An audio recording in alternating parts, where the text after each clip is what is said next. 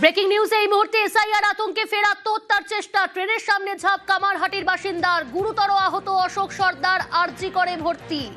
SIR আতঙ্কে ফের আত্মহত্যার চেষ্টা। ট্রেনের সামনে ঝাঁপ কামারহাটির বাসিন্দার, গুরুতর আহত অবস্থায় অশোক সর্দারকে আরজি করে ভর্তি করা হয়েছে। অশোক ও তার স্ত্রী 2002 এর লিস্টের নাম নেই বলে দাবি পরিবারের। 2002 এর ভোটার লিস্টে নাম না থাকায় দুশ্চিন্তা। এসআইআর আতঙ্কেই আত্মহত্যার চেষ্টা বলে দাবি পরিবারের। এসআইআর আতঙ্কে ফের আত্মহত্যার চেষ্টা। ট্রেনের সামনে ঝাঁপ কামারহাটির বাসিন্দার, গুরুতর আহত অশোক সর্দার, তাকে আরজিকর হাসপাতালে ভর্তি করা হয়েছে। এই শিশার ব্রিজে, ফরেস্টকুন্ডু বাড়ি 224 শিশার ব্রিজে ওখানে কোনোদিন যায় না লাইনে, কি করতে গেছে আমাদের ওখানে কে একজন দেখেছে এসে বলছে।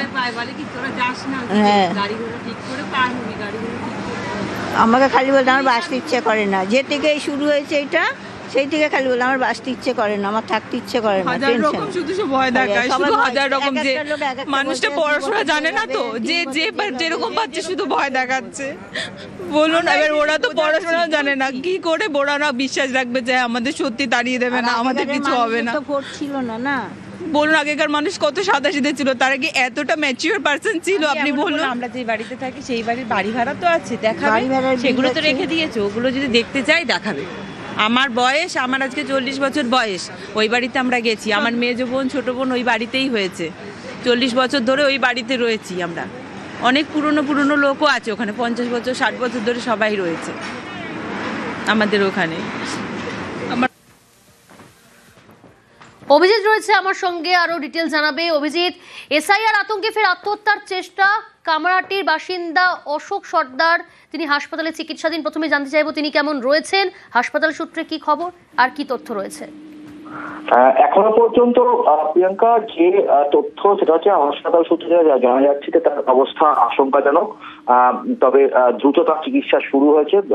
কিছুক্ষণ আগেই তাকে ট্রমা কেয়ার সেন্টারে নিয়ে আসা হয় এবং সেখানে তার চিকিৎসা শুরু হয়েছে। এবং ঘটনাটি ঘটেছে সম্ভবত রাত 9টা নাগাদ, এমনটাই জানা যাচ্ছে। কামারহাটি পৌরসভার এলাকার প্রফুল্লনগর লো ল্যান্ডের বাসিন্দা এই অশোক সর্দার, 63 বছর বয়স। তিনি গত বেশ কিছুদিন ধরেই খুবই চিন্তাগ্রস্ত ছিলেন এই এসআইআর নিয়ে।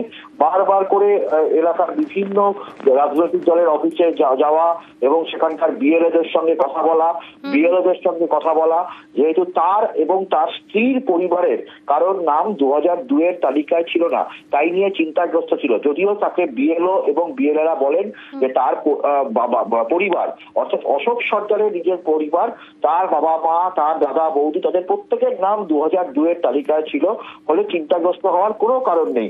কিন্তু তারপরেও আজকে রাত 9টা নাগাদ বেলঘরিয়া এবং দমদমের মাঝখানে যে সিসিআর ব্রিজ রয়েছে, সেখানে ট্রেনের সামনে ঝাঁপ দিয়ে আত্মঘাতী হওয়ার চেষ্টা করেন, এমনটাই দুশ্চিন্তায় ছিলেন। আতঙ্কেই ট্রেনের সামনে ঝাঁপ, আত্মহত্যার চেষ্টা কামারহাটি বাসিন্দা অশোক সর্দারের। বেশ, এসআইআর এর চাপে অসুস্থ বিএলও। এসআইআর এর চাপ সামলাতে না পেরে অসুস্থ বিএলও। রায়গঞ্জে অসুস্থ বিএলও কৃষ্ণপদ সরকার। ডিউটি সেরে হেমতাবাদ যাওয়ার পথেই অসুস্থ হয়ে পড়েন তিনি। জ্ঞান হারিয়ে রাস্তায় পড়ে যান বিএলও কৃষ্ণপদ। এসআইআর এর কাজের চাপেই অসুস্থ বলে দাবি পরিবারের। অসুস্থ বিএলও রায়গঞ্জ মেডিকেলে চিকিৎসাধীন। বিএলওর চাপ নিতে পারছে না, মাথায় লোড নিতে পারছে না, টেনশন অতিরিক্ত, অসুস্থ হয়ে পড়ে গেছিল। এত চাপ কি নেওয়া যায় একজনের উপরে? মাস্টার অনেক আছে, সবাইকে কম কম করে দিলেও তো হয়, বয়স হয়ে যাচ্ছে, নিতে পারছে না।